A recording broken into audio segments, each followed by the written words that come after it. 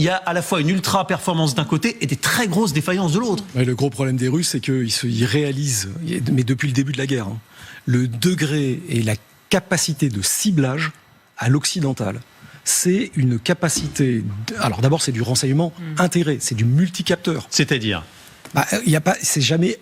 Le renseignement aujourd'hui, et c'est particulièrement le renseignement à fin action et ce type de renseignements qui sont des renseignements dits actionnables, c'est-à-dire qui peuvent justement amener à frapper la cible, non seulement en ayant en amont fait une manœuvre pour se frayer la voie à la dernière action qui est au moment où ce qu'on appelle le fixe, le moment où on décide de taper.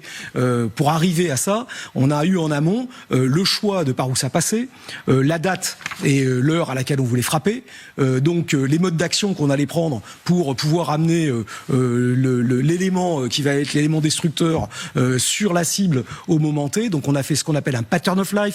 Donc on a regardé comment ça se passait, quelles étaient justement les défenses, donc avec les canons conformes, si les gars avaient ramené, je sais pas moi, des ZSU 23, enfin de la défense antiaérienne qui n'avait pas été prévue dans les jours avant. Donc là, ça sera du renseignement humain qui va finir au dernier moment pour le fixe de donner le vert, ce qu'on appelle donner le vert, donc de dire ok, c'est conforme à l'ensemble du plan, donc en avant feu patate, et derrière il y a aussi tout ce qui est ce